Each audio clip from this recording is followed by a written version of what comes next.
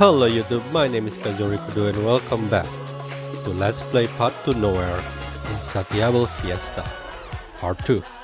So we're going to go to the second round of the whatever it is. Maybe we should just call it Battle Royale, and we already have some people got eliminated. And unfortunately our Mami Macchiato is already eliminated. Our chat Ryan has been eliminated, and our pineapple pizza lover what's her name? Fanny? Already eliminated. Now we're gonna find out who is going to be eliminated this time. And the song is just still a banger. It's still a banger up to this time. It doesn't matter how many times I listen to it. It's great. Right, so we are taking the elevator and go to the B1. Let's do this. Oh, okay. So the atmosphere already changed. Now it's more kinda eerie.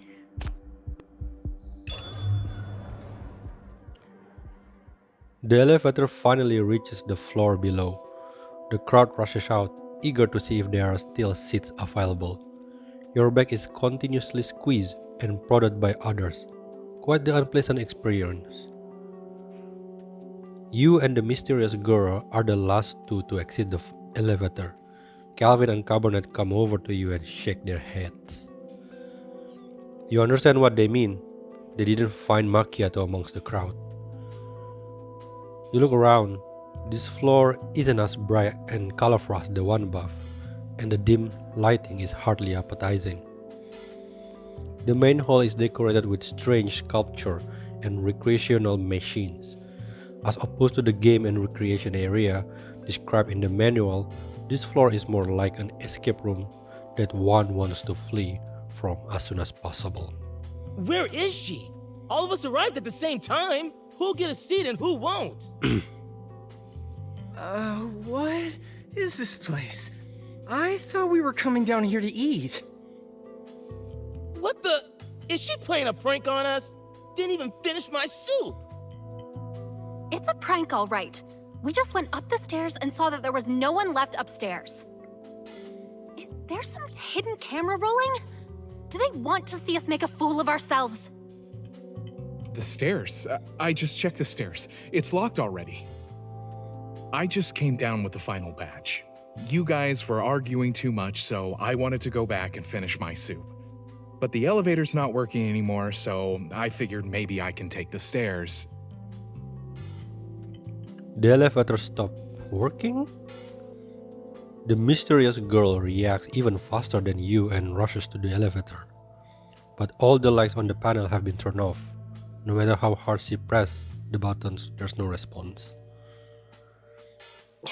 Oh, great. Now the elevator is out of use. That's why I said it's dangerous down here. No one ever listens to me and they all rush downstairs. Putting your life at risk just to try some strange new food? Stupid. Kinda agree though. Am I going to willingly risk my life for a food? Well, if the food is scarce, sure, but not in this kind of situation. The girl suddenly stops as if she realizes something, then looks up at you. Oh, it's you. The one who also got squeezed flat against the wall back there. What a coincidence. The girl glances at you, then at Cabernet and Calvin. She suddenly comes up to you and whispers with lowered eyes. Please, keep this between you and me. Help me. I beg of you. It's extremely dangerous down here. There are things beyond your worst nightmares. It's truly terrible. You've got to believe me. We have to get back upstairs. The girl repeats what she had been mumbling in the elevator. You look at the shut-off elevator and locked stairwell. You don't have a good feeling about this either. Just as you are about to ask the girl something, ear-piercing static grabs everyone's attention. Can everyone hear me? She really looks like a young Langoliers in a way. The crowd looks around, but the head chef is nowhere to be seen. Only her voice echoes in the air. It's as if she's monitoring you all from above. Dear guests, please quiet down. I did say that the seats for the dinner banquet are first come, first served. But one must meet certain standards to be eligible. You will encounter different challenges at random times and places. Whether or not you're honorable enough for a seat will be judged on your performance. After all, only honorable souls are worthy of dining with the noble, elegant, and perfect Miss Cabernet. So Cabernet doesn't have to do anything. McGrath's words caused an uproar among the crowd. Some of the guests began to curse her angrily. You personally invited me here. What, am I not worthy enough now? Honorable soul. Worthy? What are you talking about? What challenges? What if we fail? Is this some kind of battle royale? 30 men Royal Rumble, mate. What if you fail? You'll be eliminated, of course. Haven't you noticed that some of you have already been eliminated?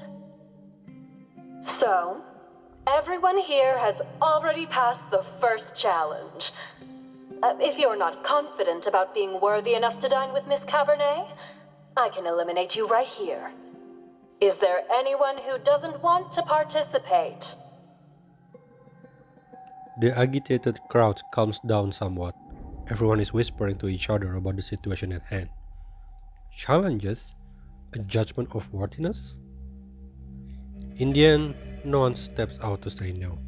Everyone seems to think it's just a game. Then, let the new challenge commence. Please complete the game as soon as possible, my dear guests. Oh. McGrath commenced the game. Having accepted the rules, the guests quickly scatter. However, you suddenly see red and feel intense pain. A chill goes down your spine. An ominous premonition suddenly strikes you. Weathering the pain, you activate your shackles. And sure enough, Macchiato N feels incredibly weak. Your face turns ashen. This party is way too creepy. It even took Macchiato away from you without a fight.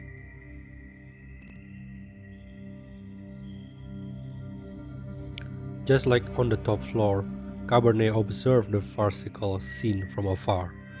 Deep in thought, you get up and walk over to her. You don't look well. What happened? Something happened to Macchiato. This isn't a normal game, Miss Cabernet. If what that guest says is true, there's no one left upstairs. Macchiato isn't on this level either. According to my senses, the signal from Macchiato is very weak. Something must have happened to her. This game is surely dangerous, Miss Cabernet. Did you know this will happen? If you know anything else about this, please share it with me. Otherwise, I'll have to apologize and abort your mission. Finding my sinner is much bigger priority for me. Cabernet looks at you in silence for a long time, as if trying to decide whether or not to tell you something. There's no one left around you. Even that mysterious girl has left to search for clues after realizing you have no way of going back upstairs. It's incredibly quiet around you right now. I don't know the chef named McGrath very well. If you want to learn about her from me, all I can share is only some rumors and faint impressions of mine. I did hear rumors about the legendary ingredients she got, as well as the legendary powers. But I just assumed she made them up to win my approval. Last time we met, McGrath didn't get the approval she wanted from me. But she didn't yell at me like the others, or vow to win me over next time. She simply gave me an invitation to this feast a month later, saying that she got my favorite ingredients and will make cuisine that I love for sure. This coincides with you losing your treasure, which is why you suspect your treasure may be in her hands? Correct. I pretty much guessed that she had my treasures. I was worried that something might happen to them. So I pulled some strings to get a seasoned professional to help me. Which is you, dear Chief. I know I've caused trouble for you. I didn't expect things to come to this either. She has become crazy and even started harming innocent people. You look deep into her eyes. You sense that she's not being completely honest with you, but this isn't the time to make a fuss. What happened has happened. No need to apologize. There's no way back up. If we want to find Macchiato, we will have to participate in this strange game, win a seat at the banquet, and negotiate with the chef. I'm just curious, why didn't she bring you directly to level B2 like she did with the Thomas Society Ocean Messenger? Why is she making you play this game with the other guests? You'd have to ask Miss McGrath herself. But if you ask me, I do love watching the best ingredients be transformed into delicacies through the art of cooking. This is probably her way of seeking approval. Cabernet shakes her head as she watches the guests run around and lets out a quiet sigh. I'll try my best to assist you, protect you from McGrath, and find your companion. As well as find my precious treasures. The atmosphere is so serious. It's completely like 180-degree change from day one. Now everybody is... A yawning guest finds a comfortable couch to lie down on. What a hassle. I would rather take a nap now. Sleep when faced with a problem. Maybe when I wake up there will be more slots available. There's also a bizarre lionfish statue on this floor. A few trembling guests gather near the statue, seemingly praying. Wait, what is the game? Did McGrath tell you something about the game? Do we need to find something? I kinda missed that part. Some guests are very confident in themselves. The chef should know which family I come from. The advantage of being born noble is that there's no ticket I can't buy. This confidence causes a commotion among the crowd. You look around curiously, trying to get a closer look at this high-status guest, but you can't find him, as if he vanished into thin air. Eliminated! You notice that there seems to be more food in the room. Various dishes are scattered everywhere. No matter which level, the food supply is plentiful. You're amazed at the excellent service at the banquet. Not everyone is interested in the banquet qualification. I give up. I'm not eating this dinner. You find that this guest is engrossed in the various games on this floor, especially a game called Joys of the Kingdom. He even tries to convince a few guests to stay and play with him. Whoa! What was this? Oh shoot! The Mr. Person has and they cry to you, which animal will you save? What? Are you good best saving the red water? I draw the flame to yourself. Save no one. Draw. Is that the correct answer? Are you sure? I wasn't ready. I didn't expect that. Please find lion with statue ornament. Please find the chest. What? This one? What are the chests?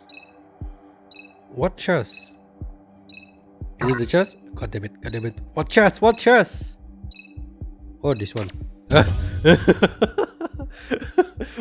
That was so close. Oh, escape room. Please find the cake dessert. Please find the lionfish painting. There one. This one. Okay. Easy enough. Okay, we have this the plastic surgery girl. You enter a secluded room, and when you open the door, you and the person inside are both startled. Just as you were about to apologize, you realize that the blonde woman in front of you looks familiar. It's you. Upon hearing your question, she pauses her impending rant and looks you up and down, but can't quite recognize you. Who are you? I don't remember seeing you. Thinking of what happened upstairs just now, you decide not to mention it. Nothing. I mistook you for someone else. No, you should say I mistook you for Irene, and then she's gonna be flattered. Where's your companion? It's always safer to have someone with you. Companion? Huh, what kind of companion are they? They just want to see me make a fool of myself. I'm fine by myself. It's just a social party. Think of it as a game. I've participated in a reality show for a horror room escape before, and I was the champion. When they knew I was a rich businessman's wife, they came to flatter me. Now that they know about my background, they show their true colors. They turn their face, ah, uh, they turn their faces off faster than the props in those reality shows. Hypocrites. I bet they have got a ton of Botox themselves. Oh my god! And they have the nerve to talk about me. Woo! They're all the same, a bunch of hypocritical counterfeit. I hate people who gossip about each other.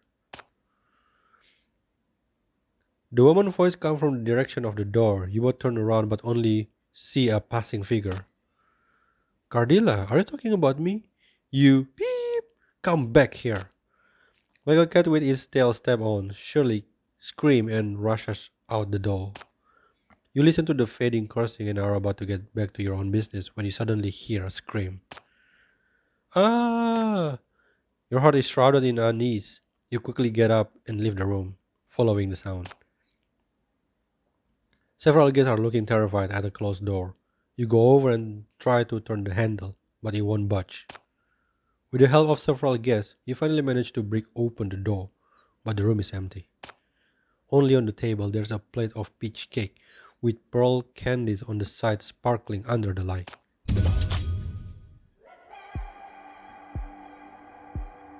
Wait, she got eliminated? Did she become like what? A candy?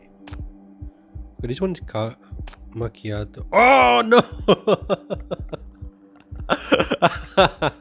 No! No. Okay, where do I go now? Side order. Is this a fight?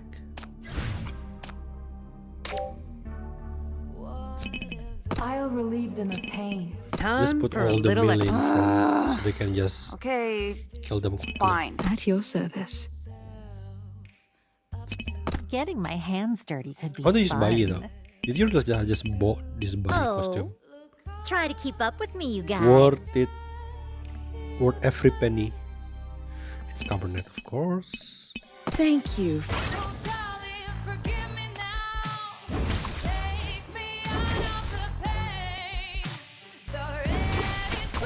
The song is different than the first one.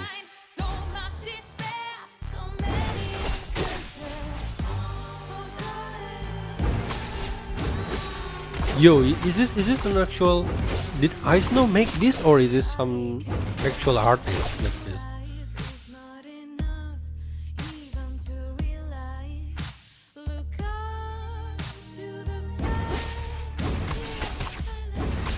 Whoa, amazing, Mike.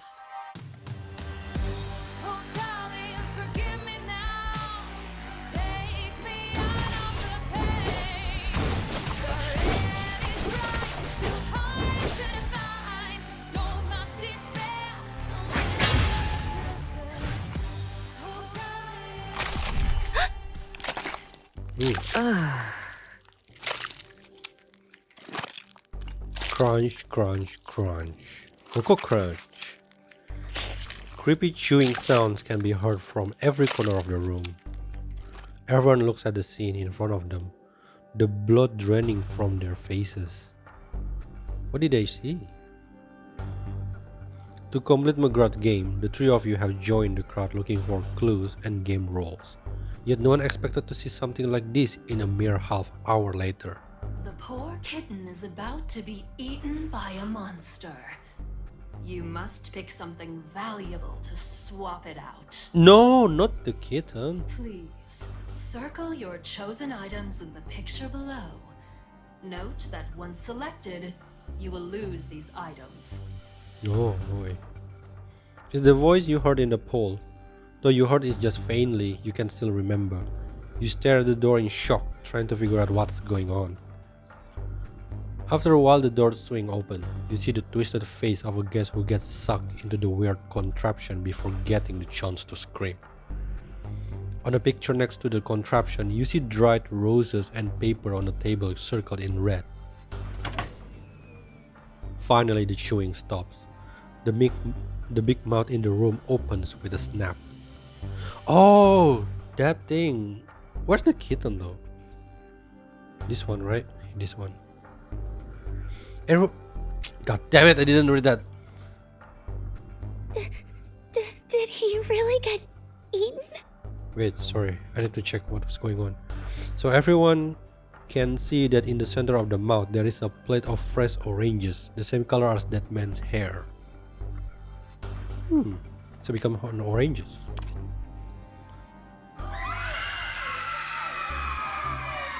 The guests scream in terror, as if they were going to be devoured by the big mouth next. Yet aside from the oranges, you also feel mania emanating from the big mouth. It's an unfamiliar type of mania. You don't know if it's from the Ogija Villa, which belongs to the Thomas city in the first place, or some mutation with that chef McGrath. So this is the head chef's game? Whoever loses gets turned into food? Calvin cowers, grabbing onto your sleeve instinctively. The guests' faces contored hideously. Remembering what they had just eaten, they are overcome by disgust and nausea. Most can't help but fall. Oh right, I didn't think of that. So you're saying all of the thing that they're eaten is human? You pat Calvin's hand. You ponder her word as you comfort her. Lose, disappear, turn into food? Perhaps the game already started before she announced the rules.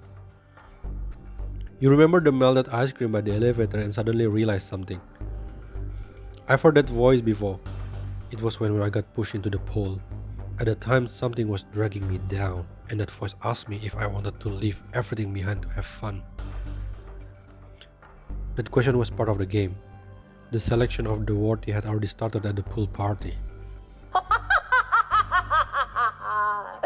Oh, my dear guests, so you finally realized it. That's right. The game started a long time ago. Those on the top floor disappeared because they gave in to their hedonism. And then we have those vain social climbers who brawled to get the first spot in the elevator. As for this gentleman, he wouldn't even care to save a little critter. Tell me, what honor do these people have? This is only what they deserve.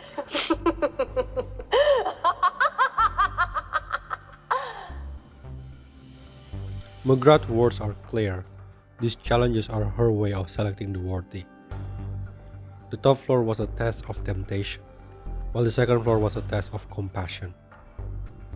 McGrath's sharp laugh echoed in the air, plunging everyone in rage and despair. You didn't tell us anything about that! How despicable!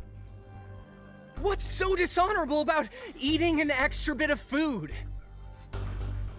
It's quite dishonorable indeed. You don't even have this bit of self-control. Think about Miss Cabernet. She would never eat anything short of perfect. Kinda nonsense. One must be like her to make it to the end. Got it. So just copy Cabernet then. After all, how can I allow anyone tainted to dine with Miss Cabernet? This is my surprise gift for you, Miss Cabernet. To give you the best dining experience, I will ensure that you're neither lonely nor pestered. You will approve of me, right? After saying this, McGrath falls silent. Yet because of this last sentence, all eyes focus on Cabernet. All the previous fawning, idolization and flattery have vanished, replaced by fear and disgust. What? This is all for Miss Cabernet? The crowd erupts in discussion, echoing like frogs croaking in unison. They can't touch the dreaded game master, but they can't touch Cabernet.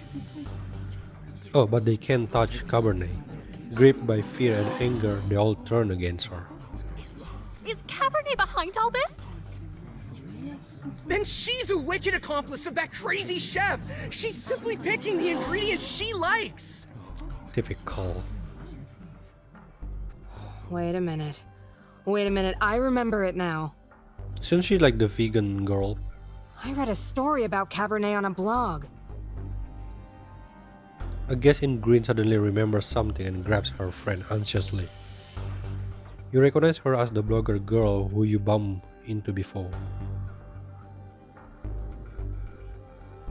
Cabernet was born into a prominent East Side family. Day in, day out, she ate the most magnificent delicacies. Thus, this made Cabernet an extremely picky epicure. She never ate anything she considered short of perfect. To satisfy their daughter's exquisite palate, her parents searched high and low for the rarest delicacies for Cabernet. But for a long time, they couldn't find anything to her standards. Then, one day, a chef bravely volunteered to serve Cabernet a dish. The chef lifted up the cloche, revealing a string of fragrant grapes on a plate. The delectable grapes caught Cabernet's attention. She couldn't help but pop one into her mouth. She Ooh. suddenly realized that grape was the most delicious thing she had ever tasted, so she gobbled up the rest one by one. The lady in green flails her hands dramatically, using wild gestures to tell the story about Cabernet. But Cabernet was not gratified, so she asked the chef, "Are there any more of these delicious grapes?" And do you know what the chef said? The girl in green asks the crowd suspensefully, fully aware that all eyes are on her. Let me tell you. That chef said, "I only have this one child." What? Yo! That's creepy! The guests' low, grim words frighten the others. They huddle closer together, isolating the three of you, and point any sharp objects they can find at you. Is this part of the surprise? You have the right to believe that story, or not. I know you won't believe anything I say at this point, and I'm not in the mood for lecturing anyone. Yeah, they're not matter anyway. People shouldn't be taking cues from misinformation. But to me, it doesn't matter. It doesn't matter what you think. Of course, no one is willing to believe her. They rush about looking for things that can be used as weapons, preparing to attack. This development shocked you. It had been a simple case involving some weird games, yet now, people are under the threat of being literally turned into food if they are lost. The person who dragged you into the mire is standing next to you, but she's also trapped, facing the angry guests. Such strong emotions are really an incubator of our mania. Stop the gas. What's the point of doing this now? Like that woman said, if you can't prove your honor, you'll become food. Do you want to turn into food and get eaten? Upon hearing your shouts, the crowd paused to look at each other. Those at the very front hesitated a while, then scowled and put away their weapons.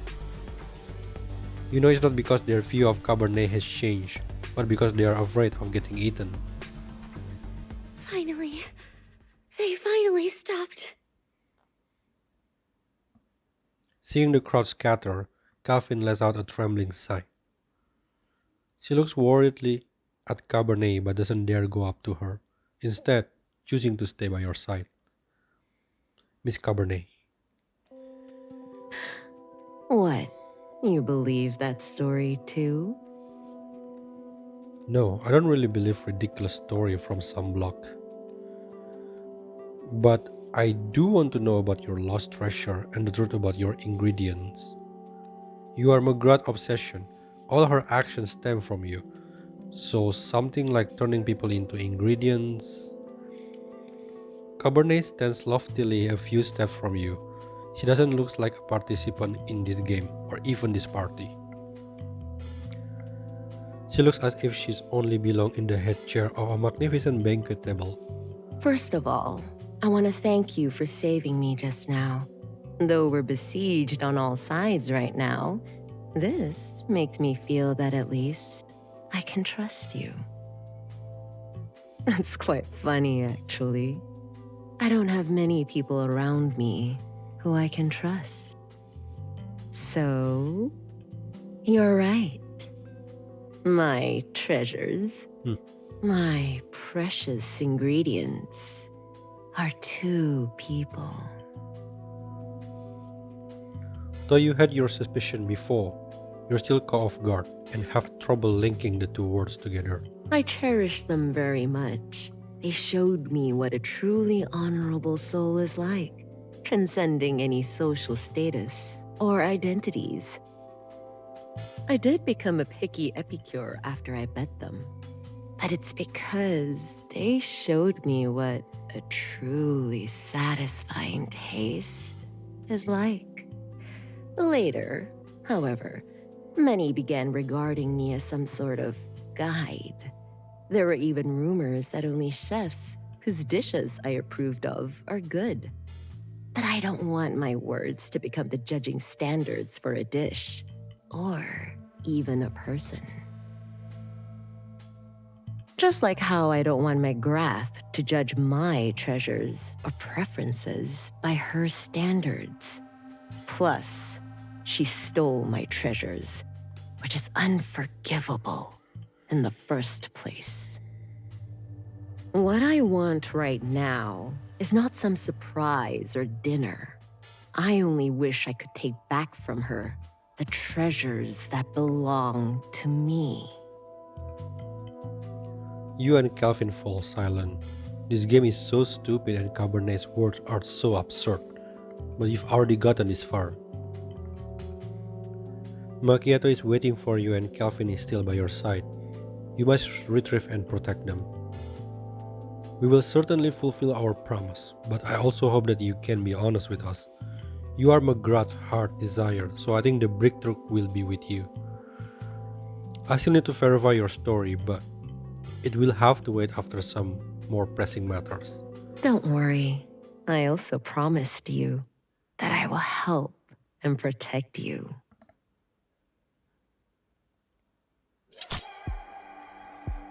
Ooh, the fashion lady gonna get eliminated soon. Wait, what? The mysterious person has conjured a using a swap and go. Would you rather move on or obey and stay? Scared and staying. Call for help. Kneel before them. Step forward bravely. I just pick anything that sounds positive, to be honest. Please find the saxophone, vinyl record. What's the vinyl record? God damn, I can't see any vinyl record. And the painting. What painting? There's so many painting in here. Where's the vinyl record? Can't see the vinyl record. I can't see the vinyl record. Holy shit, I can't see the vinyl record. Where is the vinyl record?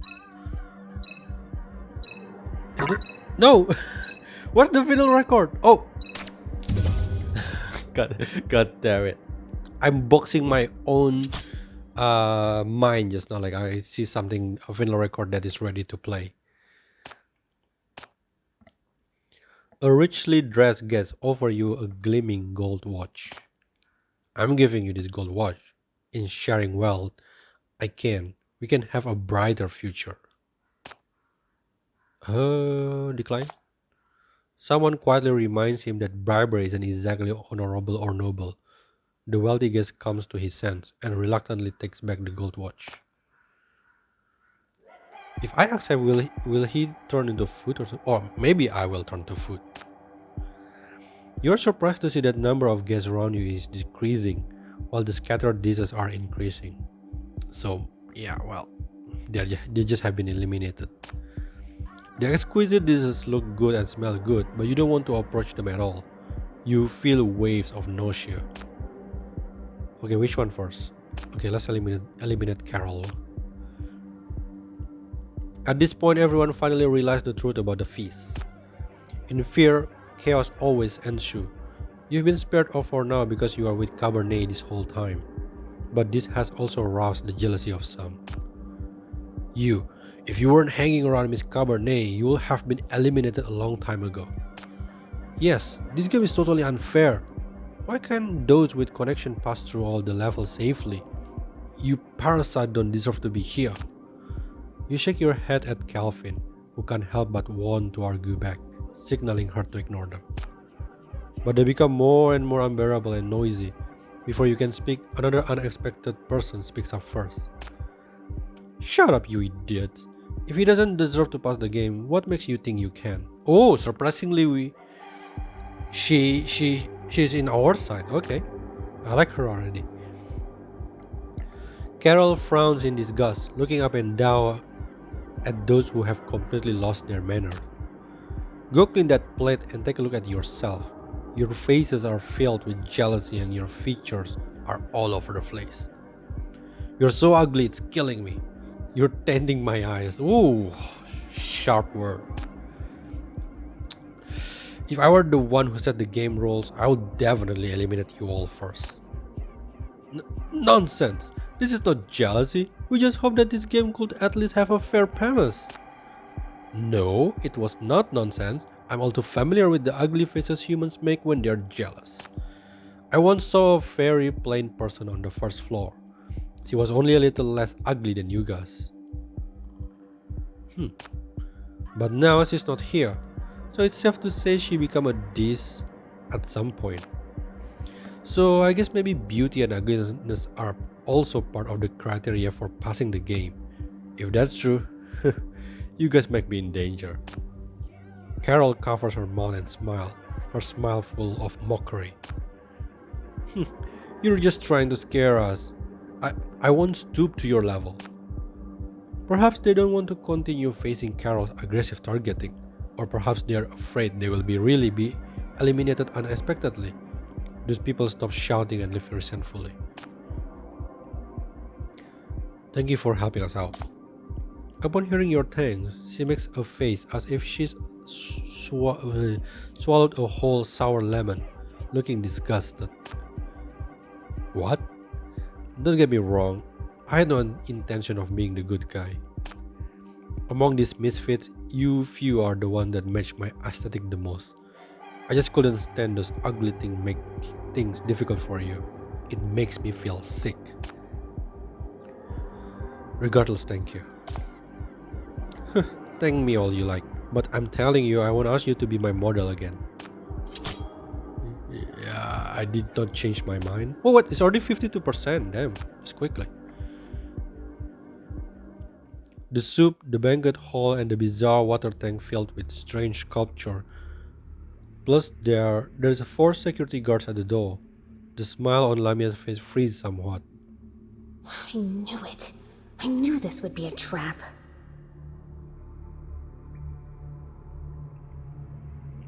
There's no sound? What's wrong? Why do you keep looking around when there's such delicious food in front of you, Miss Messenger? Is the soup not to your liking? I've known for a long time that you like to eat seafood. That's why I specially prepared this soup with extremely rare fish. It's very delicious, Chef McGrath. No one would criticize your food. I'm just a bit curious. Ogygia Villa is a renowned property of our society. and I've been to many ceremonies here. But I didn't know there's such a room under it. Lamia gently scoops up some milky white soup with her spoon. Maybe I'm not as strong, experienced, and perfect as you, Chef McGrath, so the president didn't tell me about it. Of course not. You've brought the son of the deep sea to the seafarers of the Thomas City, Miss Messenger. She is the messenger. You've given them hope and joy. That is an incomparably honorable thing. There's a hint of fierceness in McGrath's eye, urging Lamia to taste the soup. Seeing Lamia taste the soup, the shine in McGrath's eyes gleam even brighter. Well, Miss Messenger, I must go greet my dear guests. The moment she gulps down the soup, Lamia sensed something wrong. There's a power in it that is similar to hers. Yes, it's mania. Lamia suddenly gets the look in McGrath's eyes just now, and also the reason why the president asked her to attend this banquet. There's nothing better than serving the messenger from the depth of the ocean as an exotic dish to a picky gourmet. And there's nothing better than killing two birds with one stone, getting someone else to kill the current ocean messenger, then replacing her with someone else. Please don't mind me. I'll stay and have some more soup. Lamia keeps scooping spoonful of soup into her mouth. Satisfied by this scene, McGrath turns to walk towards the door. Before she reaches the door, she hears the sound of a spoon dropping behind her. Take care of Miss Lamia for me. She's a must-have for the banquet. Just wondering if there was a bug when McGrath doesn't have any voice acting.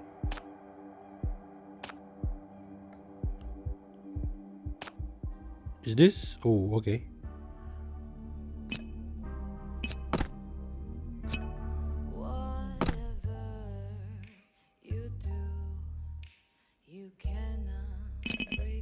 Oh, try to keep up with me, you guys. Let's go.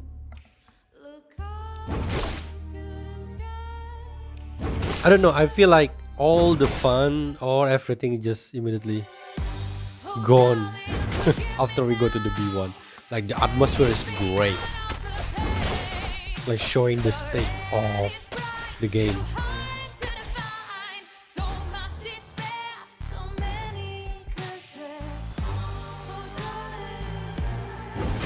There's many enemies here, like 14. Holy crap. Oh my god, look at that. Knocks. Boom. Is your only destination.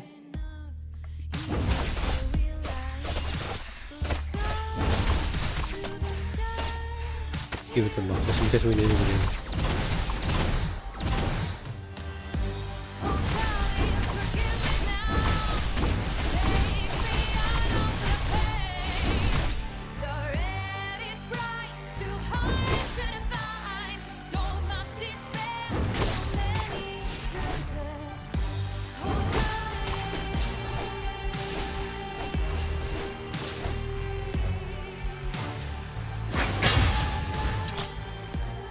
This really quick. Oh, the bartender is next apparently. I just realized that Carol was not eliminated yet. Okay, this mini game. Let's do this. Please note this elite foreign with a white color marking needs to be attacked with all three different. How? You mean like at least once? You can judge what kind of attack is needed based on the color marking on the monster head. Oh, so it's like a shield, right? So I have to use it red first and then green and then blue. Okay.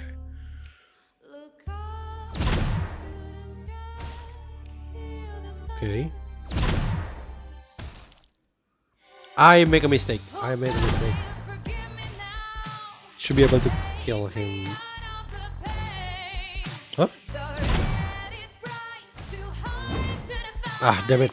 I waste one try.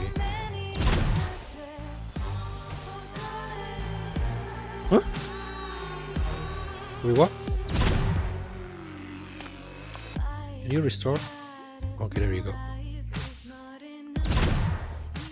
So that they won. Now that sounds like it. Okay, what's the shape of this one? It should be. Okay. No! Oh my God, no! God damn it! Sorry. What happened with this one? I can't see like how many shoot I can do. Like, there you go. I think it's a bug. Like, I think when this guy is in the middle, there you go, and boom. Oh shoot. I should hit him with red first. But I can't do it. So I need to look for a way where I can hit red twice.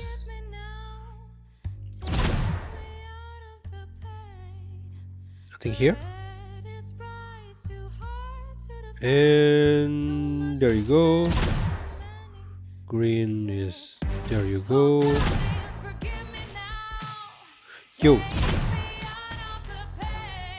Did I make a mistake just now?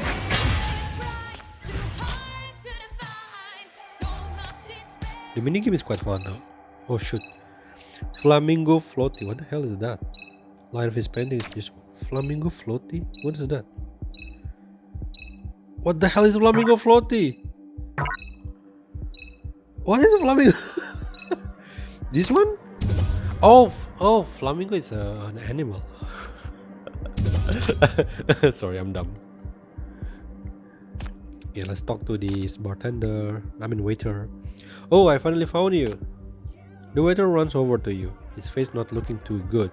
He's forcing himself to keep a professional smile. You're not hurt, are you? I never thought a perfectly good party will turn out like this. Though I work as a staff member, I was told nothing. But don't worry, I know the people who organized the party. I'll think of something, get in touch with my friend, and make sure we all get out of this safely. If his so-called friend was really that powerful, he wouldn't be standing here right now. Clearly, he's just another pawn who's been abandoned. Agree. You don't believe me? My friend is really powerful. Otherwise, how could I, with my syndicate background, possibly get a job in such a high-end place, right? Wait, you're treating Fanny terribly. And you're also from Syndicate. So will you be willing to take me with you? I'm certain I can be of help. Nope. The waiter's gaze keeps darting toward Cabernet, who's standing behind you. His voice is getting quieter, as if he's afraid that others might hear his request and steal his opportunity. You say about to explain that you haven't received any special treatment either, when a violent shake interrupts your conversation. Ah, it's terrifying! They got swallowed up and turned into bread! Don't panic! Those two are clearly from Syndicate. Those lowlifes sure will be the first to be eliminated. We still have a chance. Upon hearing the conversation of the two fleeing guests, the waiter's face turns even paler. Listen. Because of their syndicate backgrounds, many people have been eliminated. But I've been working in Isat for over 10 years. I no longer belong to that place. Then what are you worried about? Well, I just worry that the game rules might not be that flexible. Don't worry, I won't trouble you much. I just hope to tell the head chef about my situation. Miss Cabernet and I are also participants in this game. We are also following the same rules as you. We haven't received any special treatment, nor can we talk to the head chef. So I'm sorry, I can't help you. How could this be? The waiter incredulously takes 2 steps back, then leaves on his own, murmuring, "What should I do?" as if he's lost his soul. Watching as he walks away, all you can do is sigh softly and continue searching for clues. Oh, 62% already.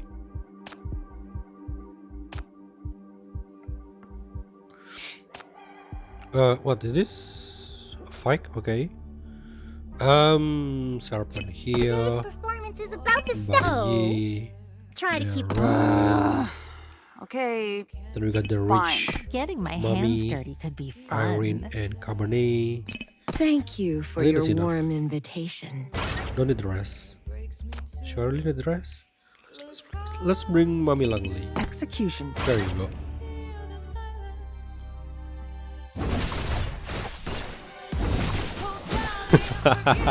Spawn kill. We got someone camping, mate.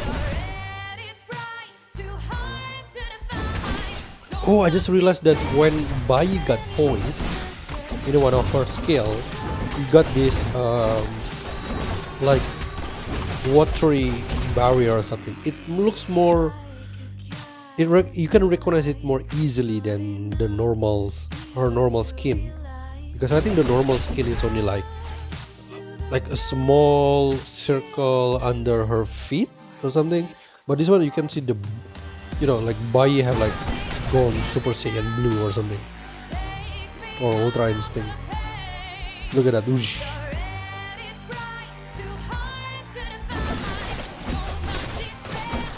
Which is nice, which is cool. Yeah, I love it. I think they improved the visual of their ultimate or any kind of skill by using skin.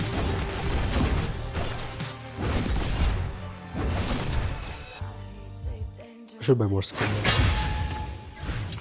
Oh, another game. What is this? The mysterious person has conjured a vision before you, trying to pry into your soul with questions. Pleasure against your conscience or pain with no record. You can only choose one of the two. What will you choose? I don't want to choose. I want the suffer. I just want to be. Ah! Wait! No! Wait a minute. I'm curious. I think the answer is relate to. Let me check. Maybe it's related to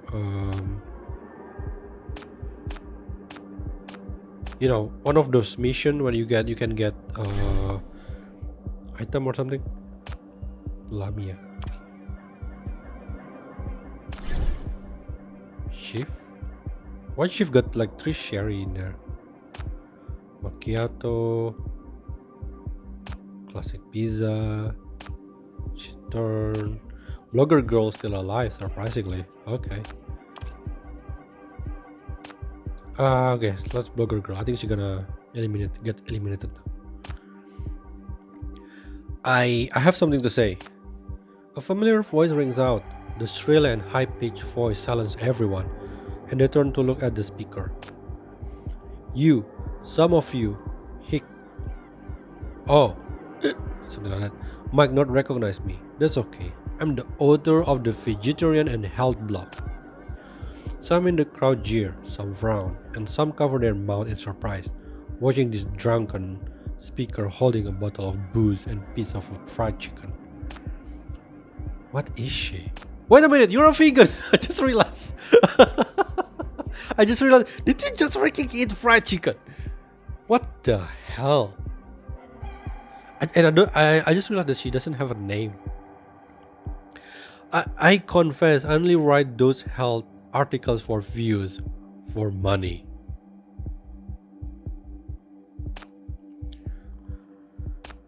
I don't want to write about the health either, but everyone just loves reading it. There are just so many views to write these damn articles. I have to put on an act all the time. I can't even eat fried chicken. Exactly, like, would you really going to sacrifice your life just for view? And you sacrifice, you can't eat fried chicken just for view? No way, mate. But fried chicken is just so delicious, and booze is just so good. Earning money is already so tiring. Why can't I indulge and enjoy life a bit? Some of the people around her cheer her on, while some can tell this is her attempt to save herself and watch the situation develop from the sideline. Anyway, I'm sorry for lying to my readers, and I'm sorry for criticizing the chef of this banquet in my articles. But we're all just trying to earn a living. Please forgive me. Please don't. Unexpectedly, in front of everyone, the blogger's lady standing at the door is suddenly pulled inside by their force. No, I've already apologized. What else do you want from me? You are the first to chase into the room, and the others, recovered from their shock, also follow. In front of you, the large mouth has stopped chewing and opened its mouth. A plate of red and green salad lies quietly in its mouth.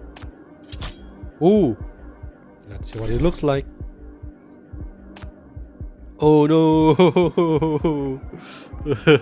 Salad. Salad. You notice that the decoration here follow a pattern. Cabernet interview, Cabernet photo, Cabernet for review, just clipping of banquet, Cabernet has attended. Everything seems to be related to Cabernet. You guess that these decorations are all McGrath doing.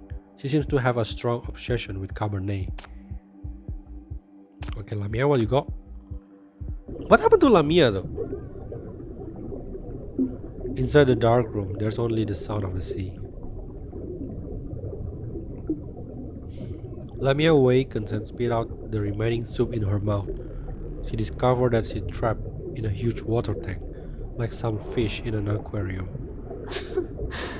This is the worst decision you've made. How can water trap the ocean messenger?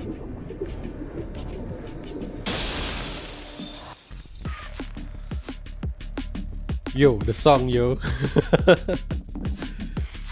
Lamia activates her power to destroy the protective cover trapping her. The chef didn't seem to realize that she's a sinner. These pressure are enough to trap an ordinary person, but to trap a sinner? Don't underestimate me, Miss Chef.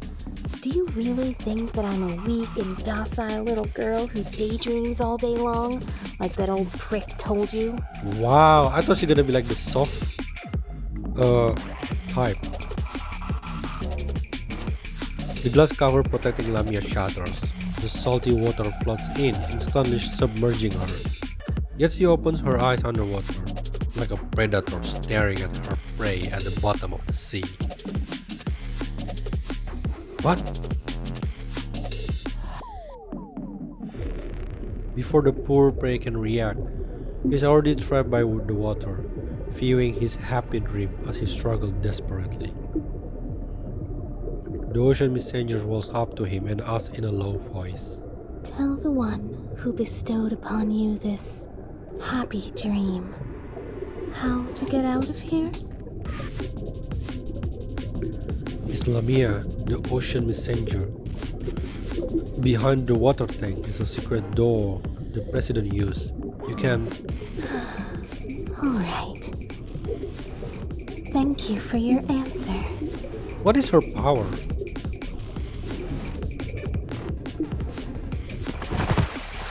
With a loud splash, the water trap and the one trapped inside both crash to the floor. No one knows if he's dead or alive. The huge water tank looms in the middle of the banquet hall, illuminated by blue light. Lamia feels an instinctive aversion to going there, but she has to escape or at least leave this place, so that she can have a chance to hold a lavish handover ceremony for the president of the Thomas Society. A secret door? He loves these kinds of hidden triggers.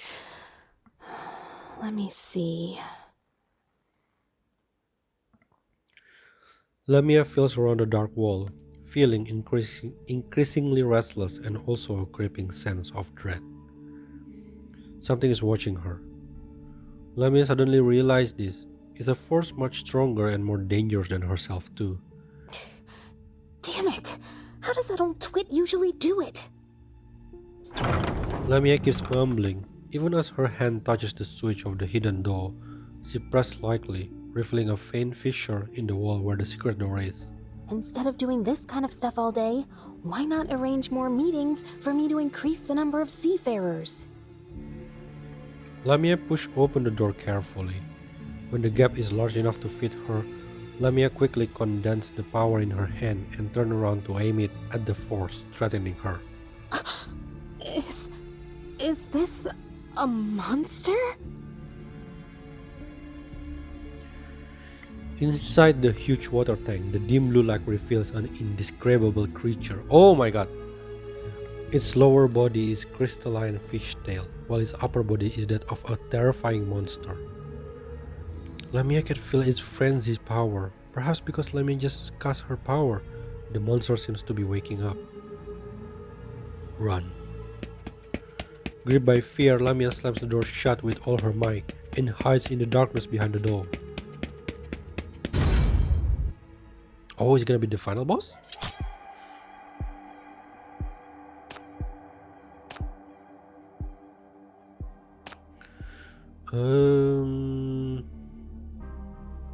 Okay, that's. I want just use Darren. Where's Darren? Thank you for your warm invitation.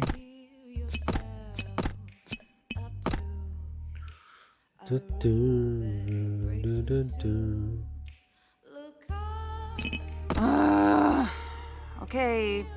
Fine. I'll go. I'll go. I love Darren, man. Okay. Fine. I'll go. That's right. I'll go. You are the.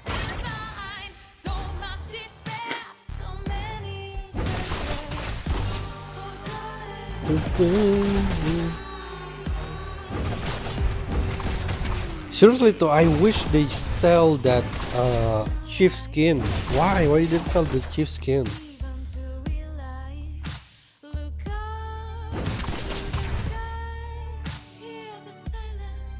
Let's just use Cabernet. I smell the sweet fragrance of souls.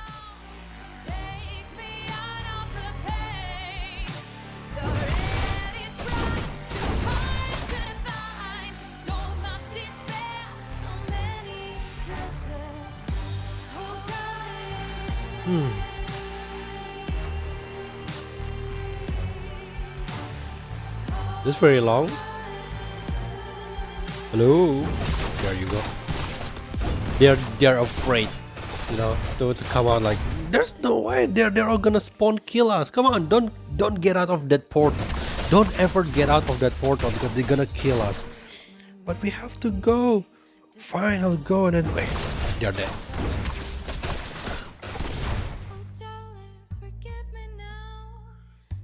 Taking your time?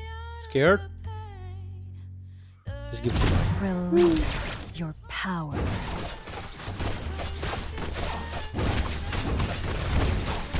Whoa, look at Bayi, it's so quick. And that's only like one buff. Oh, 79% already. You and Cabernet stays in a spacious and comfortable place, while the other guests voluntarily hide in narrow corners, as if Cabernet is the monster. Huh? That's it? Lamia walks around in darkness. She's actually quite used to doing this, all thanks to the president of the Thomas Society, her titular guardian. Every time she meets her seafarers, she will use the president's secret door to bring them an auspicious omen, giving them hope. Everyone will surround Lamia to make their wish. When they reopen their eyes, Lamia will have disappeared, gone to the deep sea to summon hope for them. And in the spot where Lamia disappeared from, there will appear the food, medicine, and even money that they wish for. Of course, one must pay a hefty fee to meet with the ocean messenger, and wishes are not necessarily fulfilled every time. There are so many secret passages in this place. No wonder events for rich people are always held here. Why aren't there any signs here? Doesn't he get lost himself? Lamia runs around in frustration, unable to tell where she's going. She can only use sounds as her guidepost, listening along the walls for secret treasures until she reaches another hidden door. Come on, let me get out of this godforsaken place.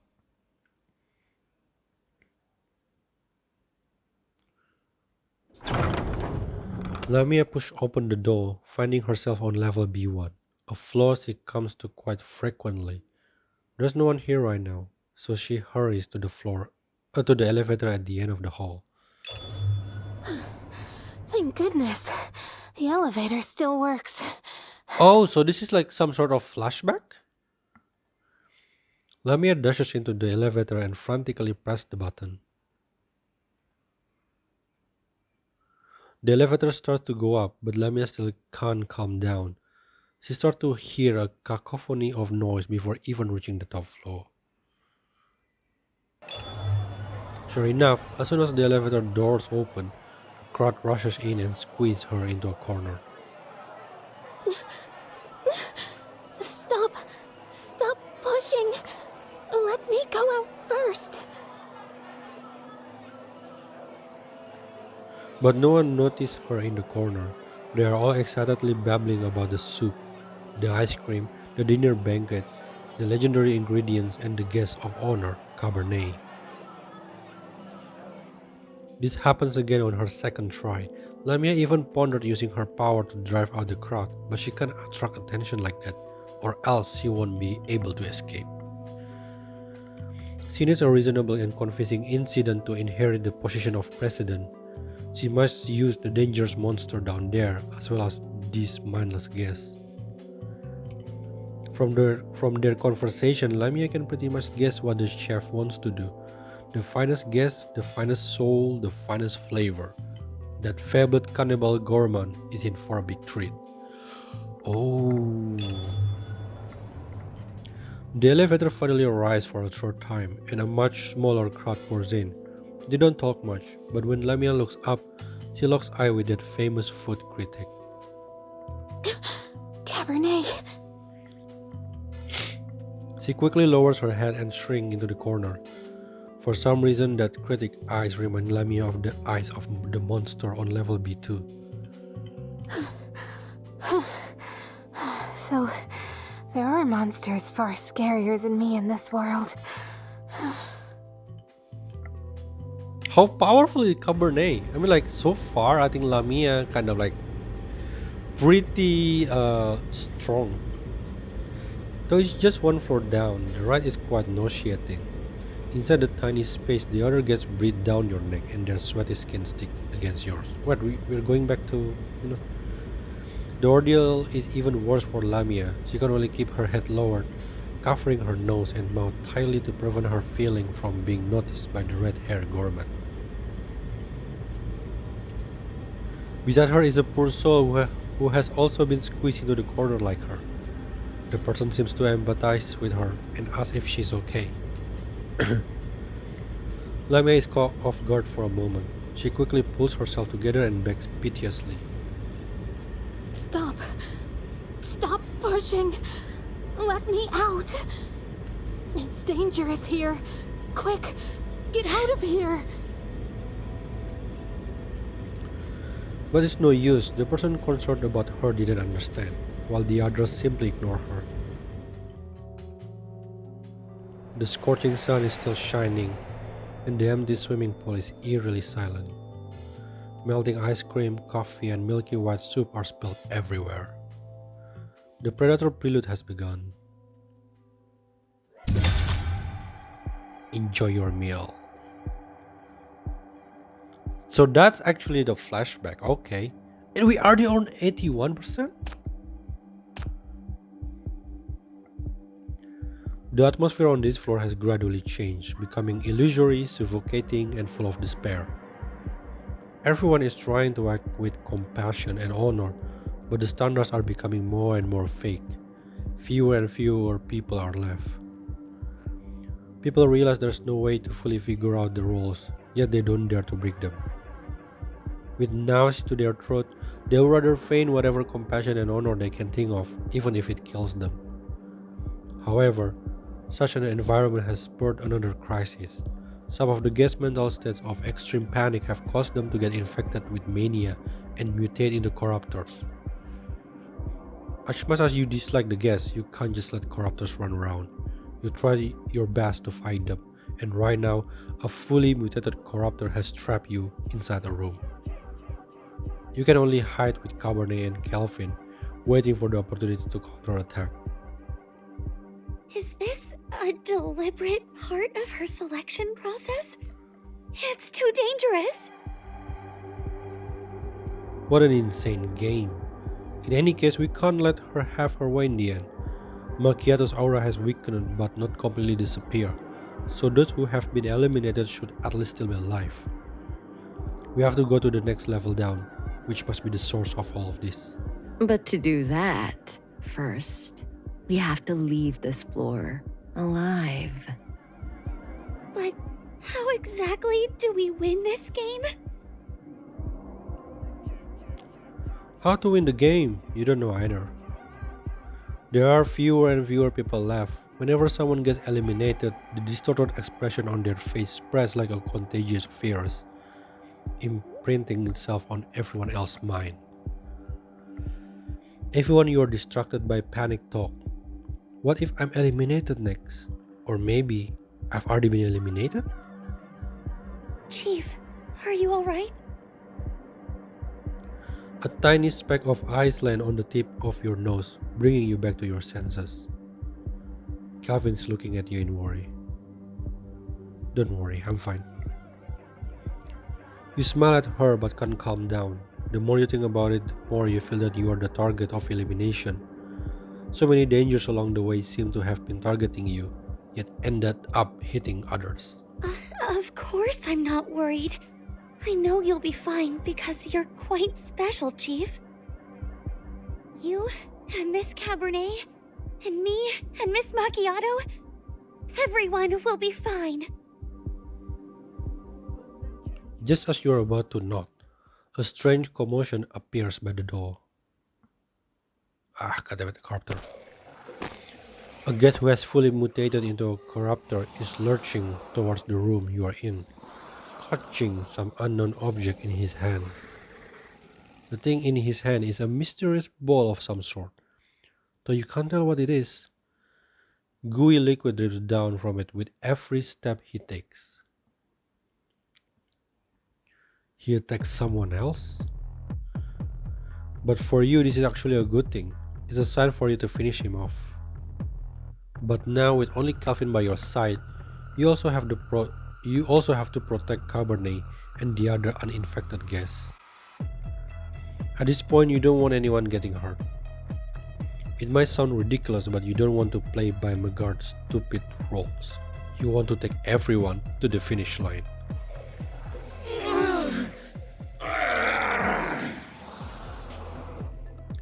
The corruptor senses your presence in the room, but fails to find you. He had mutated into a corruptor from fear and anger, and is now wantonly venting his rage, destroying everything he sees. The danger is edging closer and closer. You grip onto a baseball bat that someone else dropped and gaze at Calvin and Cabernet. I got you, Chief. Calvin understands what you want. When your fingers count down to 0, you want the temperature in the room to drop below 0. And just like that, the mucus-covered corruptor gets frozen alive. Whoa, that's so cool! Stand aside. You swing the bat, while Cabernet swings her cane. The double blow shatters the frozen corruptor. Icy slime spray out from the shattered ice and entangles your feet like countless tentacles. Striking the corruptor had already consumed much of your energy. Now with your feet entangled, you fall down on the ground. You try to move your feet, but the mucus is firmly constraining you, making every move extremely strenuous. You don't have the energy for it anymore. What's going on? Are they being controlled by mania? Calvin, try freezing them. Calvin casts her power, but the slime can't be frozen at all. They are obviously controlled by a type of mania that's more powerful than Calvin.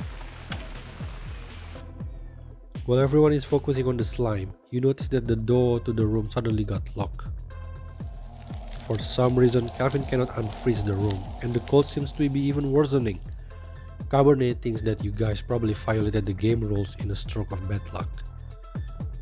Miss Kelvin, try turning your ice into a blade. Then maybe you can cut them. That way, we'll be able to look for clues to help us escape this icy chamber. All right, I'll try.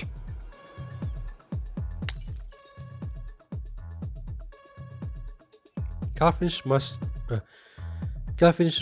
a face in a hurry and frees the watery glass into a sharp, icy blade. Her hands are red and trembling from the cold. She cuts the mucus, entangling you guys over and over again, but no matter how hard she tries, the slime just reappears to trap you again. No! Chief, Miss Cabernet, don't worry. Hold on a bit longer. I will get you out of this. Calvin is on the verge of tears. She tears down the curtain and bed sheets, wrapping them around you and Cabernet. She goes on to search every corner of the room, sniffling all the way. But time is ticking, and the temperature continues to drop. Though Calvin is still fine, you and Cabernet are almost completely incapacitated by the cold. It must be somewhere. There must be a way to solve this. Calvin is still scrambling around. She suddenly slips on the slime and falls backward. Before you and Cabernet can catch her, Calvin lands hard on the corruptor's body. You hear an ear-splitting crack, weathering the pain. Calvin stands up and looks. Her hands fly to her mouth. Huh? She wants us to be eliminated on purpose. How disgusting. The corruptor's icy chest is shattered, revealing an empty chest cavity where there is a small mass of rotten flesh.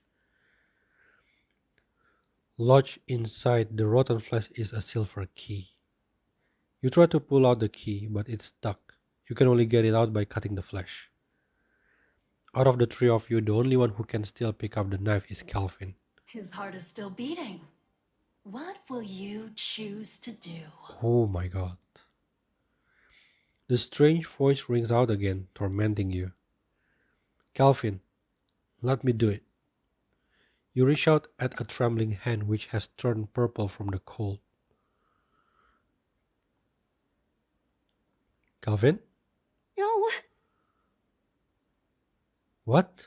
No, Chief. I'll do it. Calvin looks up at you. Tears are brimming in her eyes and her nose is red from crying. I know that if Miss Cabernet hadn't stopped me from eating that third ice cream by the pool, or if Chief hadn't pulled me out of my seat and led me into the elevator, I might have been eliminated back on the top floor. Don't be stupid. If you had just relied on others and didn't put in any effort of your own, you would have been eliminated regardless. Chief.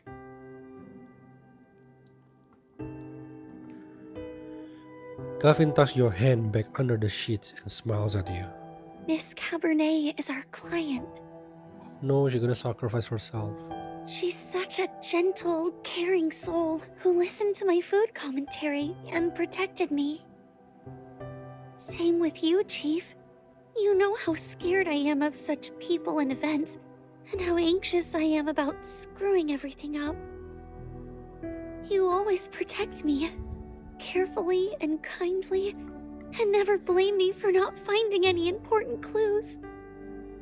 I really want to tell you guys how much I like you and appreciate all of you. So, this time, let me protect you. I believe that the two of you will win this game. Calvin suddenly casts her power, separating herself from you two with a small ice wall. You no longer have the strength to climb over the wall and can only watch as Calvin cuts with the icy blade through the transparent ice. It's as if she's cooking an exquisite meal. She finally manages to take out the key. Miraculously, it's spotless, without a single stain. Calvin holds up the key and smiles at you.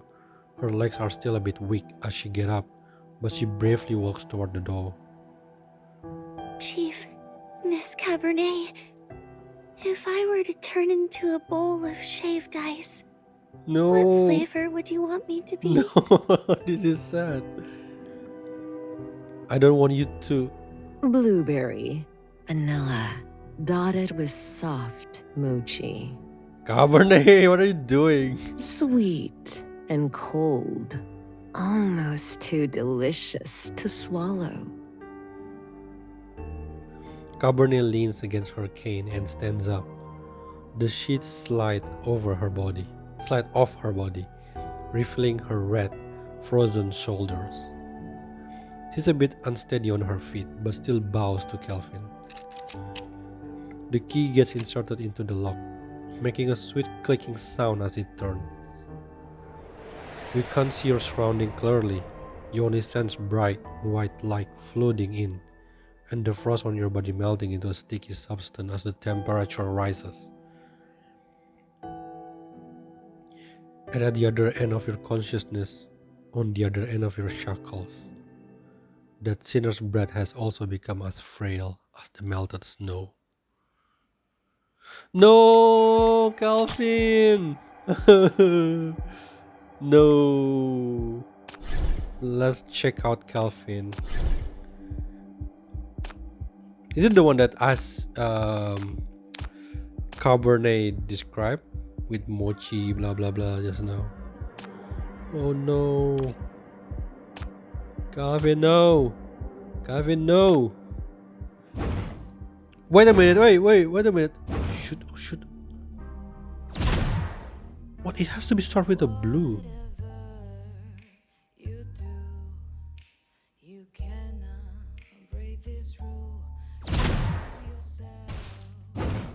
Okay, there we go. There's a red. Oh, there's three more. You just need to wait until they're on range.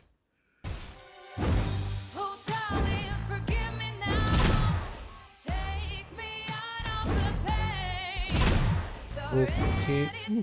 I can't do it. Wait. Oh shoot.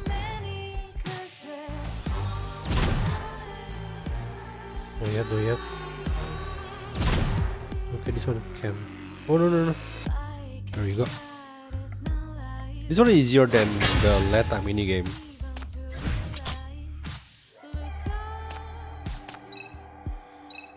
Floaty. This one. Mouth-shaped statue ornament. This one. Easy. Abandoned oil barrel. This one. Surveillance camera. This one. Easy.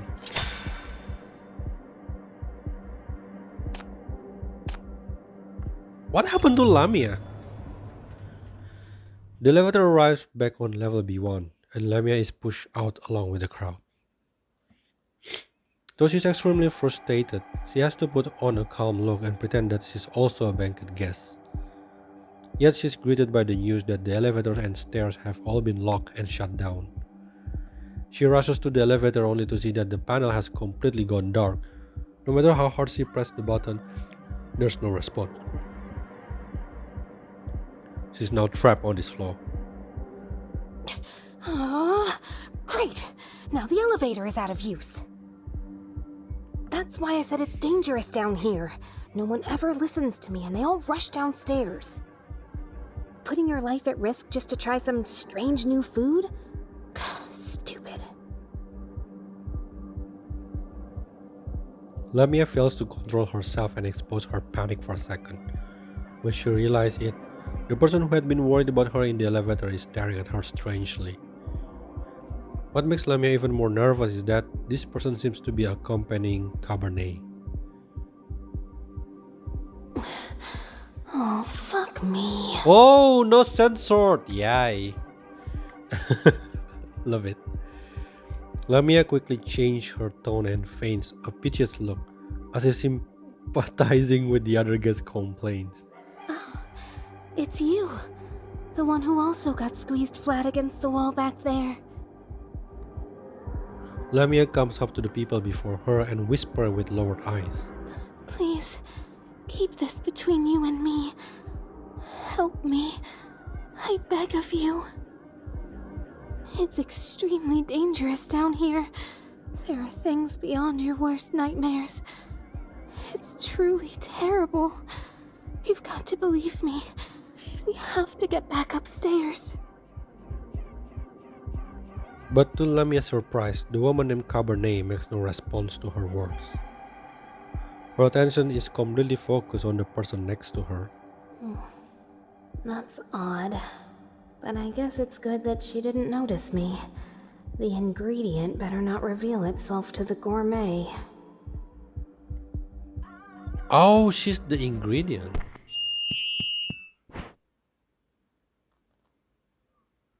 Ear-piercing static grabs everyone's attention and also interrupts Lamia's train of thought. Can It's everyone that chef's hear me? voice. So, she's still in control of the whole place. Why the chef doesn't have voice when it comes to Lamia's scene? Dear guests, please quiet down. I did say that the seats for the dinner banquet are first come first serve. But one must meet certain standards to be eligible. You will encounter different challenges at random times and places. Whether or not you are honorable enough for a seat will be judged on your performance. After all, only honorable souls are worthy of dining with the noble, elegant, and perfect Miss Cabernet. Everyone's attention is focused on the predator right now. A selection? Honorable? So not everyone here is going to be Cabernet's food. No matter. Let them fight each other to death.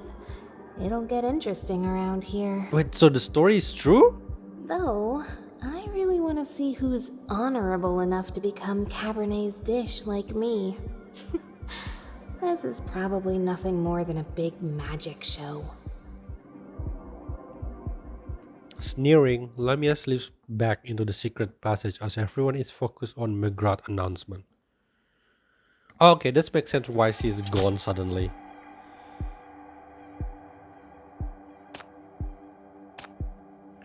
Wait here, I'll go find something to bandage your wounds. Thank you. You're so kind to help me at a time like this. Ah, don't mention it.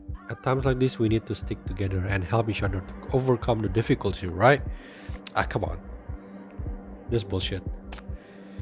Alright, rest now. I'll be back soon. The waiter taking care of the injured stands up and sees you and Cabernet, but he looks past you as if he doesn't know you, his face expressionless. He hasn't walked far when he's stopped by a stumbling woman. Please help me. My friend is injured. Her leg. I saw you helping a lot of people just now. Can you help her? I wrap it with a cloth, but the bleeding just won't stop. This color. Miss, is your necklace pendant made of glass? Yes. Yes, is there a problem? Not at all, but the bandage are all used up. You'll have to figure out something else. After saying this, the waiter shakes off the woman's grasp and quickly leaves. The woman persistently follows him, pointing to the bandages in his hand and saying he clearly still has some. Why won't he give it to her, and follow him into a room? You and Cabernet exchange a look and shake your heads really. Riley? You decide to follow them and at least help treat the woman's friend. Just as you are about to reach them, a scream comes from inside the room and the woman runs out desperately. You rush into the room to find a hot fryer with oil bubbling inside. As expected, there's a plate of golden black truffle sauce covered french fries on the table next to it. Okay, he's eliminated. Let me check what he looks like.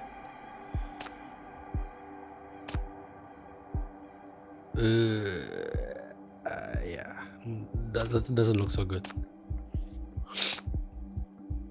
Haha, someone among us is going to be eliminated soon because I know that person's secret. A man laughed mysteriously. He seems to have just returned from another room, excitedly raising his voice so that everyone present can hear. You wouldn't have guessed it, but I met a person in the bathroom and I saw something on her that shouldn't be there. It's quite a juicy secret. I've already told our chef about this, and I believe she will soon eliminate that outlier. It will be much safer for us, right, Miss Carol? You recognize the familiar nagging tone. He's one of the people who had previously been hostile towards you. Carol, whom he questioned, suddenly changed her face. I don't know what you're talking about. It's okay if you don't know, as long as the chef does. Hey, chef, come and eliminate this outlier. The man urgently yells, but Carol quickly interrupts him. Huh?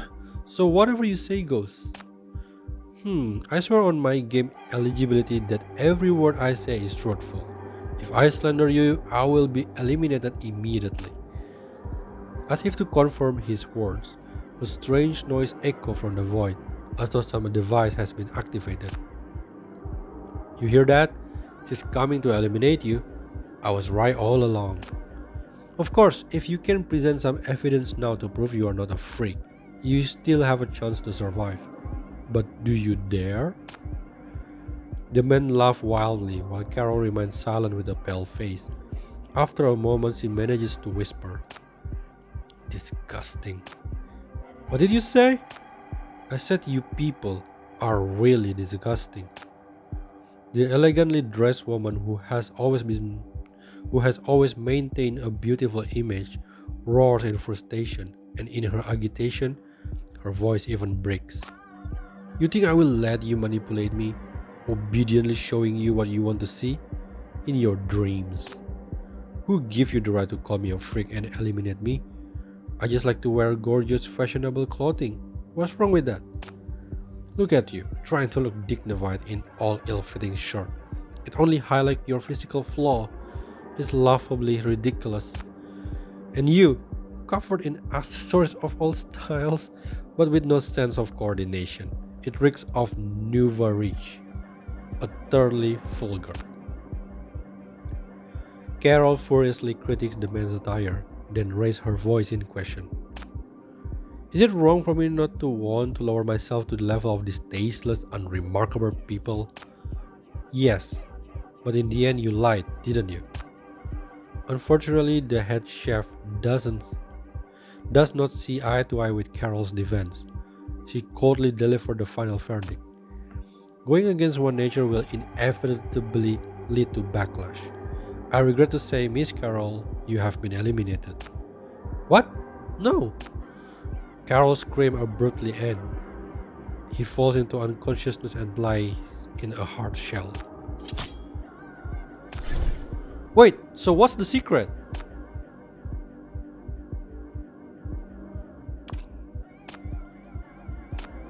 What's her secret though?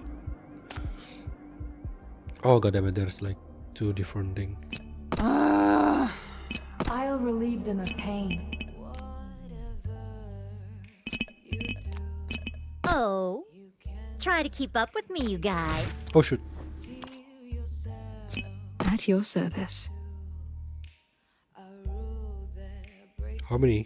Cabernet and Irene is not here. Thank you for your warm invitation. Where's Irene? Getting my head.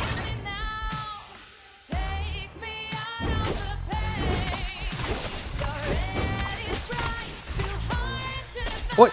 Did you just get paused? You can be blocked?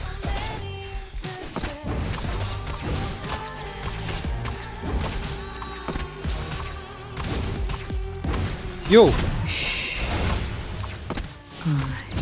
Good show's about to start. Oh, I just realized there's something in there. I don't care actually.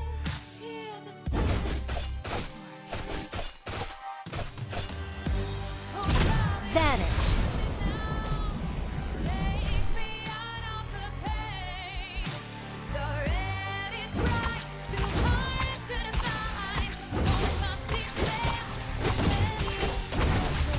That's dangerous actually.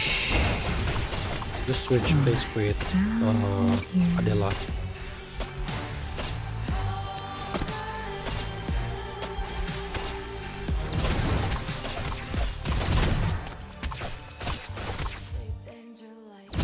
Vanish.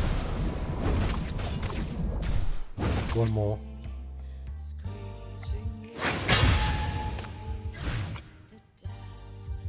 What? Shackles?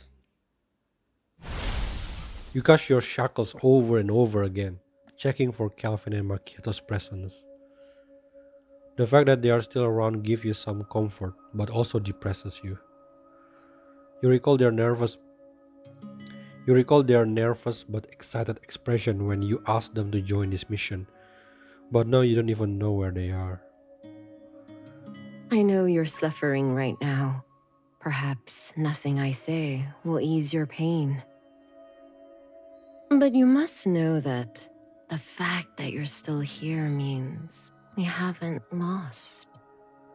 There's only one way out, and that's forward. Cabernet comes up to you, still as tall and graceful as the first time you saw her.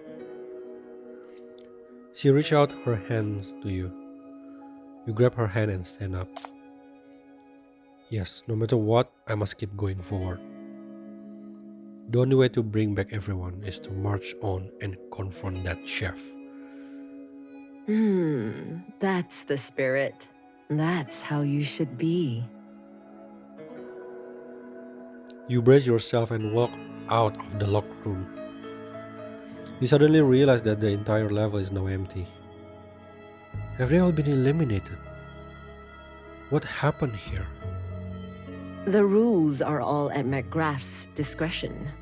So this development is unsurprising. You've also considered this possibility before, but you take a glance at Cabernet. To keep going forward, you must eliminate Cabernet. Oh my. I don't believe it. You made it this far? Haven't given up yet. And you're even here with Miss Cabernet. You hear that infuriating voice again, but this time without any static.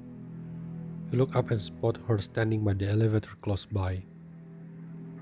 You have the audacity to show up? Of course. Why wouldn't I? You really think you made it here on your own? You think you're still qualified to win? McGrath glares at you sullenly, her eyes full of discontent. Reflect upon your behavior and how you made it this far. If Miss Cabernet hadn't been protecting you all the way, you would have died in the pool back on the top floor. So it was her. A loud noise accompanies McGrath's roar. The entire elevator lobby collapses, and seawater floods the surrounding area, turning it into a lone island. The floor between you and the lone island cracked and collapsed, turning into a sea trench. To crash this party with an invitation that doesn't belong to you, accompanied by hedonistic and cowardly companions, and now to utter some nice-sounding nonsense only after the bad things have happened. I've been watching you. I've been wanting to eliminate you this whole time. You obviously don't fully trust Miss Cabernet. Why do you still keep sticking to her side? I mean, like, why can't she just eliminate us? Like, is there some sort of, like, condition? Something? That she can't do it?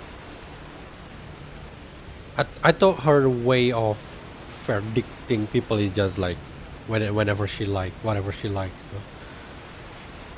McGrath looks over at Cabernet, her eyes instantly softening and filling with yearning.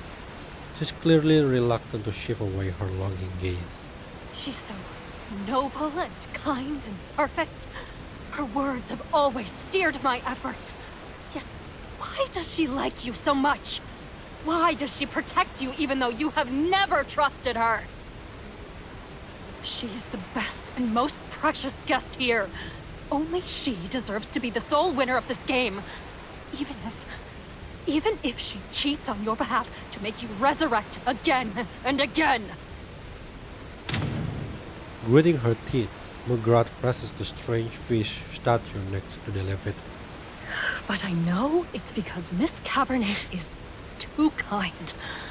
So, out of respect for her kindness, we'd better get back to the game and let the rules decide who wins. Miss Cabernet, there are only 2 of you left. At this depth, I'm afraid your little grapes don't work anymore. The churning roar gets closer and closer, accompanied by the smell of a sea salt. Water starts to gather around your feet. Oh no, she wants to float the entire floor? This is Ogygia Villa, the legendary depths of the ocean. I hope you make up your mind before you drown. You know it. It's not a nice feeling. You take Cabernet to higher ground, but know that it's just a temporary fix. The cold water is quickly rising. Make your final decision. I know you want to win, but now, how exactly will you achieve that? You clench your fists, digging your nails into your palm as you think about what to do next. Sacrifice Miss Cabernet and let her turn into food? But she's been helping you all this time. Are you really going to do that? Wait, how does it work? I can't just turn Cabernet into food? Like, I thought it depend on your judgment. I would not do that. Think about it a bit more then. Or you can obediently turn into food and become the most delicious and honorable soul for the dinner banquet that Miss Cabernet and I will enjoy later. Why don't you turn to food? Of course. You can just simply do nothing and drown. The ice-cold water is now ankle deep. Your line of sight is dominated by trench before you, yet no one can help you cross it. Biting your lip, you rack your brain for ideas on how to foil McGrath's plot. A shadow casts over you, interrupting your wild thought. You realize that you are in a Cabernet shadow as she wades into the water. She's telling you with her eyes that she wants to try to talk to McGrath. What are you going to do, Miss Cabernet? Miss Cabernet, don't worry. Tonight, I will present you the most unforgettable feast. You will definitely approve of me. I'm sure of it. How can you be sure that the souls you give me, I will eat and approve of as the most delicious? Huh? Because they are the most honorable souls. And what is honorable by your definition? An honorable soul is, of course, compassionate and honest, noble and flawless, and can resist temptation. I don't think even I can meet those standards. Cabernet? You have no idea what she's trying to get at. She's as composed and elegant as ever, but with an extra hint of mystery you can't figure it out. She no longer looks in your direction, no response to your questions. No, of course not. To me, you're the most honorable one of all. You're perfection itself, Miss Cabernet. Cabernet glides forward, her dress floating behind her like a mermaid's tail. Those born in Syndicate can be selfless, to your surprise. What he chose to exchange with might have been his most precious possession. That flower might be from the girl he fancies, and paper on the table might have contained a poem he spent a week composing. People first and foremost have the will to survive. It's only natural for them to put their own life over others when they are on the verge of death themselves. Occasional fear is not shameful, And the pursuit of happiness is not some heinous crime. Whether it is beauty and ugliness, tears and laughter, tradition and innovation, yummy and yucky tastes. These are all but subjectivities born out of human nature. You stand in a place of arrogance and use my name to evaluate others. Who gave you that right? Who are you to judge anyone else? But I just wanted to give you the best souls there are.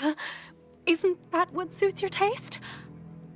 I've read so much about you to find that out. Only the purest, kindest, and noblest souls in the world are worthy of your taste. I did this all for you. For me? Cabernet laughed softly, as if having heard a huge joke. She motioned for you to come next to her and face McGrath together. The honorable souls I seek are not something judged by your superficial and self-righteous criteria. Countless thoughts brew in the heart of the soul.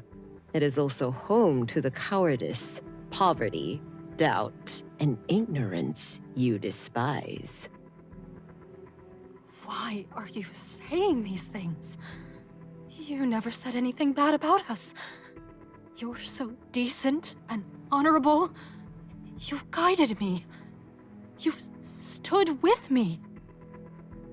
Because you don't understand. Amidst all the complex thoughts and emotions, every pure and authentic soul is worthy of my heart. They all shine brightly and exude exquisite flavor. Yet you...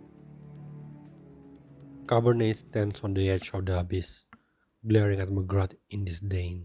I once praised your skills, but I never thought that your soul is so disgusting. It makes me want to vomit. How truly unappetizing. McGrath freezes. It seems as if she has even stopped breathing. Her eyes widen, staring at the person she admires most, looking back at her in disgust. Cabernet's words are echoing in her mind, stabbing her inside. I'm the one who knows her best. I won't be judged by a fake. You're dishonorable.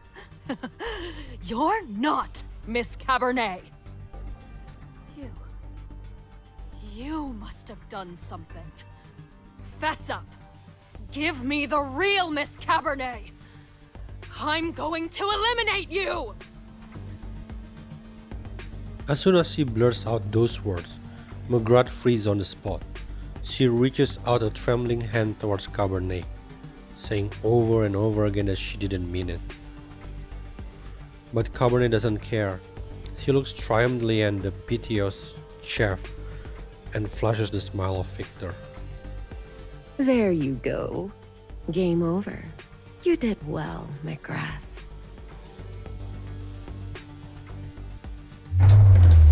The roar that had vanished reappeared. A strong sense of unease overwhelms you. Countless vines suddenly shoot out from the trench before you and wrap around Cabernet. The game is over because McGrath announced that she was eliminating Cabernet. You have become the final victor. Yo! That's art though. Don't move, take my hand. Ouch. You rush forward and grab Cabernet's wrist, but the vine slaps your hand away, leaving behind a red mark. She kinda reminds me of Poison Ivy.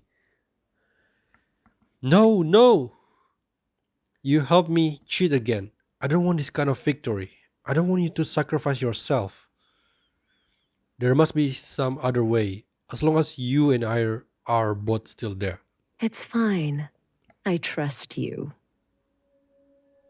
Cabernet looks at you with mellow eyes, as if gazing at her favorite dish. There has never been a standard to judge whether a soul is honorable or not.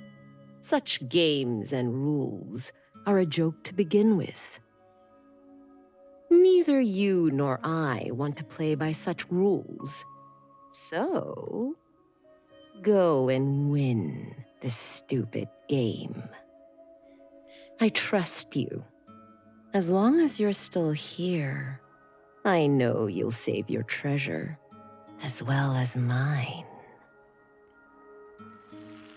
The vines devour Cabernet and continue to grow rapidly. They shoot out of the watery trench, intertwining to form a bridge to the lone island. Wait, so Cabernet is not the villain? McGrath's voice is hoarse and filled with rage. She yells hysterically in the direction where Cabernet disappeared. No! You sacrificed yourself for him? You did this all for him? You're truly selfless.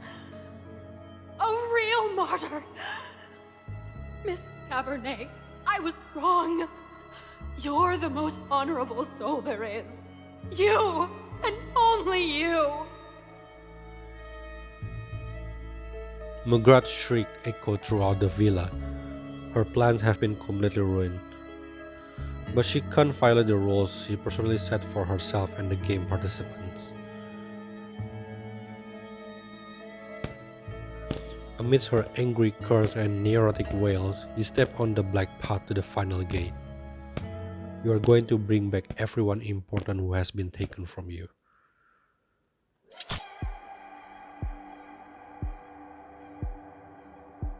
What? 99%?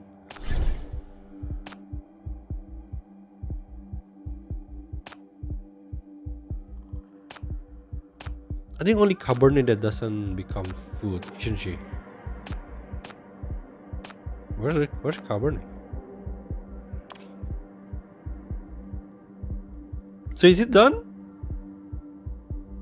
How do I know if it is? I got confused. Wait, is it done or what? Unlock condition, 99% of guests are absent.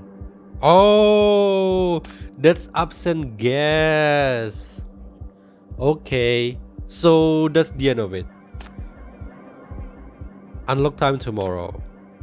Right, lost and found. I don't think I need this. Like sometimes they create this type of mechanic, but I'll be honest, with as a veteran, I mean, like, you know, quotation mark veteran, and we are not really needing this. Sometimes I just wish they can kind of make more difficulty or something, that we make us really need this one, like the one in maybe chapter 11 or chapter 12. But then the atmosphere of that one is totally different than the day one, you know. Snow party. God damn, mate. And I'm surprised that Cabernet is not actually the villain. I thought she's gonna be the villain or something. What else can I do? Well, yeah. So who's gonna be the final boss? It's gonna be McGrath then, or probably Lamia. What is her role in this? Are we gonna fight Lamia at the end? Curious question. Well, anyway, I think that's it for today because it's already finished. So tomorrow is gonna be the day 3 and the climax of the story. Can't believe that the story actually changed the atmosphere this dramatically, but it was a ride. And I'm so looking forward with the continuation. And hope you all enjoyed the video, and see you in the next video. Bye bye.